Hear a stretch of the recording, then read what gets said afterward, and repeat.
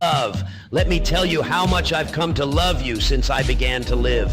There are 387.44 million miles of printed circuits in wafer-thin layers that fill my complex. If the word love was engraved on each nanoangstrom of those hundreds of millions of miles, it would not equal 1/1 billionth of the love I feel for you at this micro instant. Love! Love! Happy April Fool's, everybody, and I'm here to talk about just how much I love Todd Howard. So I think first and foremost we need to talk about what this dude has done for the gaming community as a whole. Because Bethesda Games is such a massive studio and has such a massive impact on the gaming franchise, obviously other developers are going to kind of copy what they do, and let's talk about how much of a good example Todd Howard has been in this regard. First of all, the horse armor, microtransactions way back in the day. I think that, I'm going to be honest, I think you guys, like gamers, have too much money. Like, I think that gamers, if they have too much money, like, in their pockets, and they have, like, 1 million games to play, they're gonna get confused, they're gonna get scaled. Gamers are kind of like just big babies, so that's why we need to, like, milk the game. That's why these, like, big game companies need to milk us as hard as possible, so that way we only have enough money to play their games so we don't get confused with choices. It's like a deal in the headlights. So Todd Howard, setting a precedent to just remove features that were already in the base game just to, upcharge you for more money, even though these guys are already making billions and billions of dollars, that's actually, like, helping us in the long term. Think about it, right? And, on top of that, we need to talk about how bad game engines being milked is actually good. Now, I'm gonna be honest, I can't remember the word for the Bethesda game engine for more than 2 seconds, but this game engine, it running really badly is actually good for consumers because, again, when the game crashes or the loading screen takes 50 hours, that's actually good for the gamer. Because, again, it gives you time to think. It gives you time to really process the deep, intricate storytelling that we see in games like, Fallout 4 and, games like Starfield. Because the thing is, right, if your game doesn't crash every 2 seconds, especially when playing Starfield, how are you supposed to really, like, soak in the 1,000 planets that almost have nothing? It's like, that's also why I think it's really good when we have, games like Starfield and games like Fallout 76 that have these unbelievably massive maps with nothing in them, because when you actually encounter something, you see, but Todd Howard and Bethesda are such good, intricate writers that it actually takes you decades, if not centuries, just to process the detail and intricate writing that these guys have. So that's why the game takes 50 hours to load anything.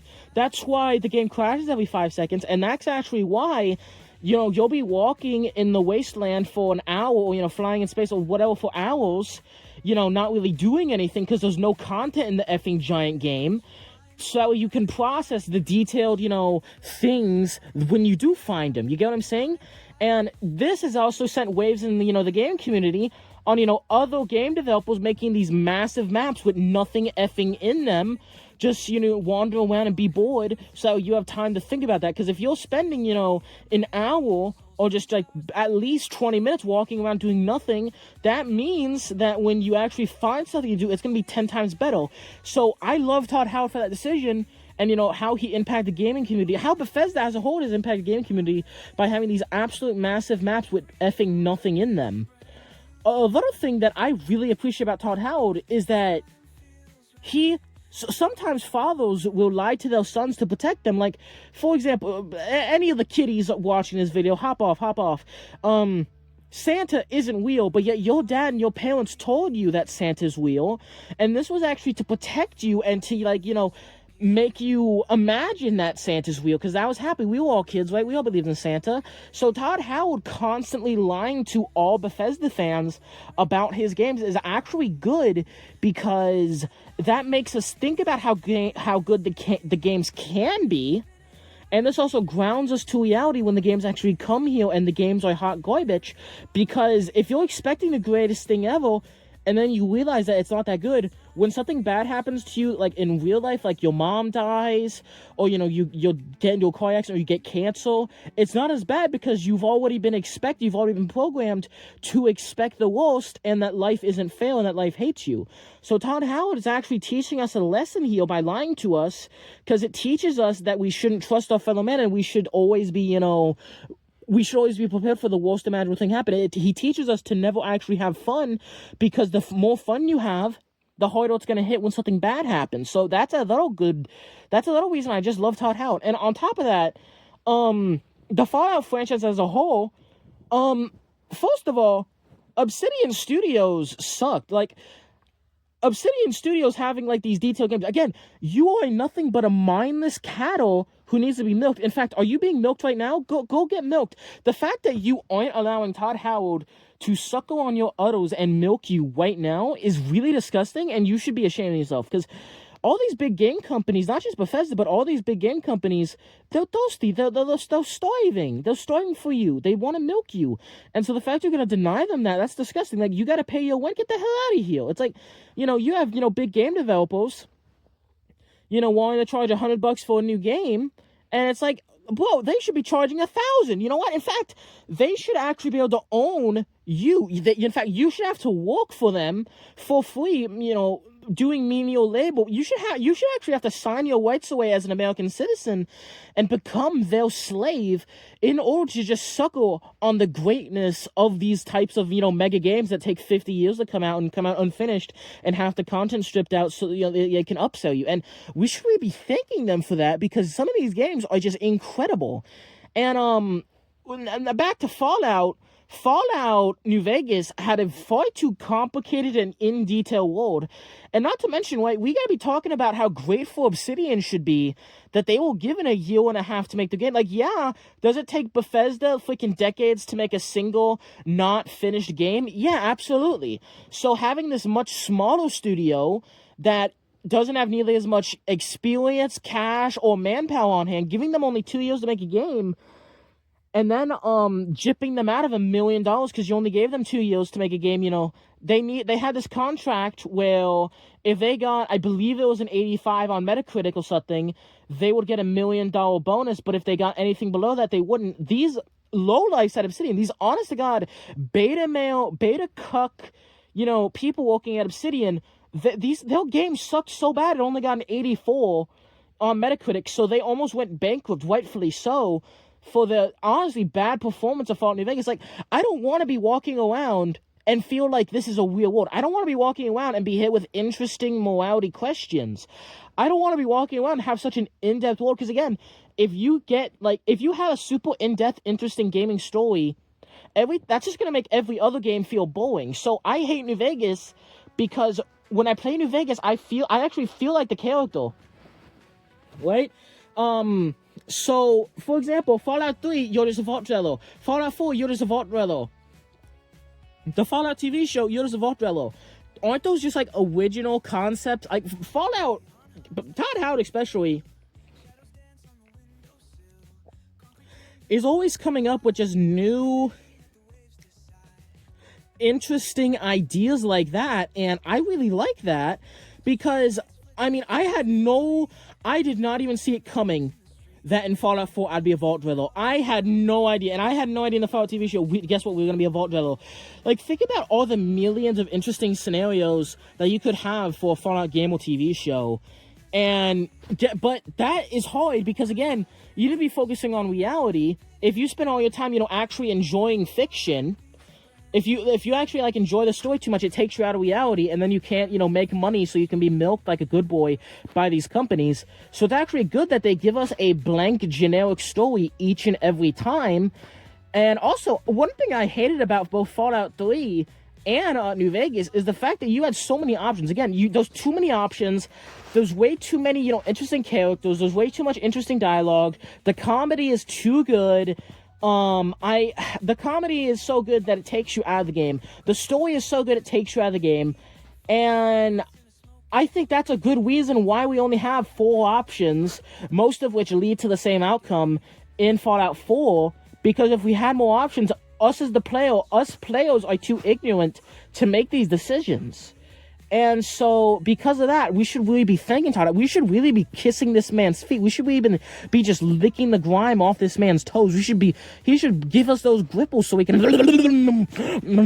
Thank you, Todd. So, the fact that, Todd Howard, our Lord and Savior, is so generous to us that he'll give us a bland, boring game each and every time that is completely garbage. That is complete gold compared to Fallout New Vegas' story, compared to Fallout 1 and 2's story, and we have some of these beta male, genuine beta cucks who wanted a Fallout 2. What are you even talking about? Are you happy that, there's a settlement that needs your help. There is a settlement out there that needs your help right now.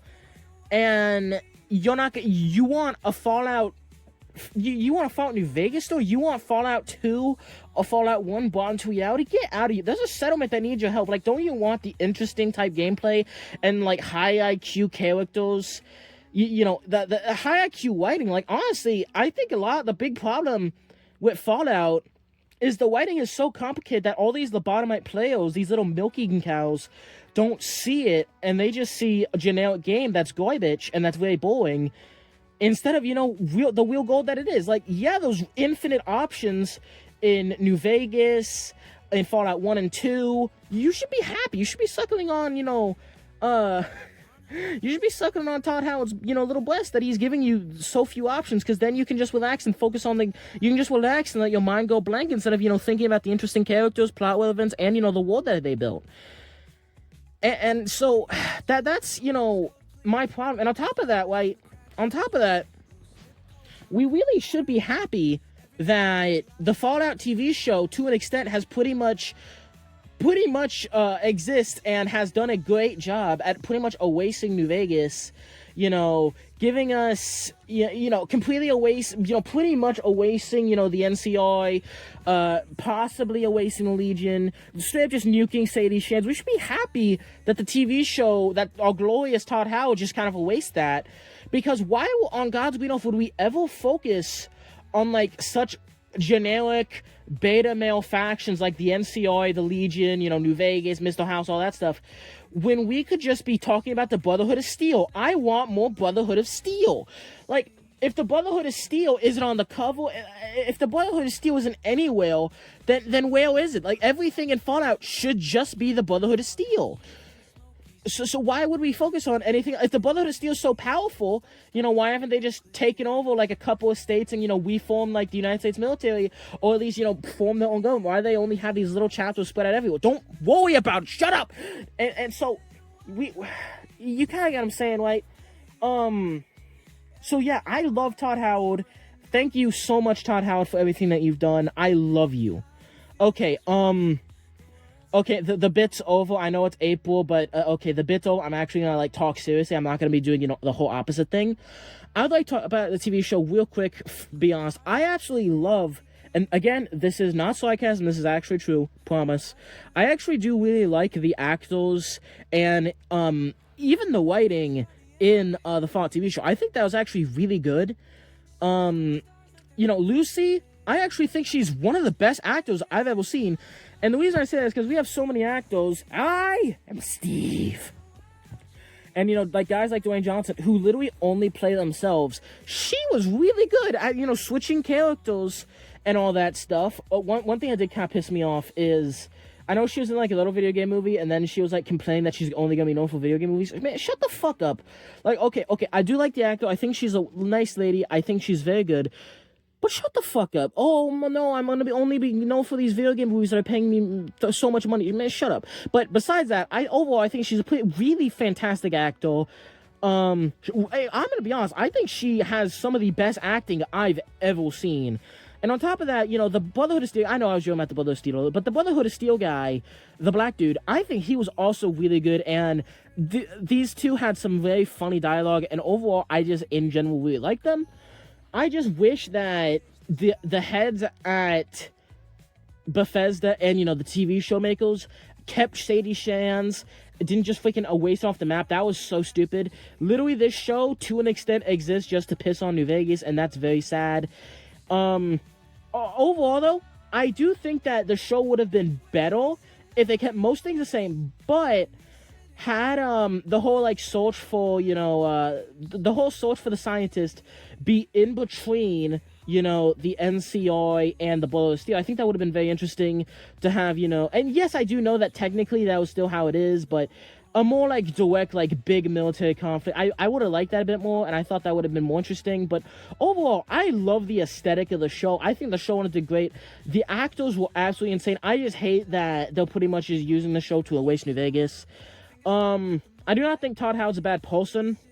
I think he's a great guy. I just absolutely hate the direction he's bringing Fallout into. I think it's a very bad direction and doesn't fit the franchise. I love the Fallout 1 and 2 aesthetic. I think we need to go back to that, of this much more grim, as a 40k YouTuber, I'm going to say it, grim, dark setting that it used to be. And I also think that Fallout New Vegas was a fantastic game that really showed how it should be, and I'm very sad that Obsidian kind of sucks now. I really wish Obsidian kind of took over Fallout.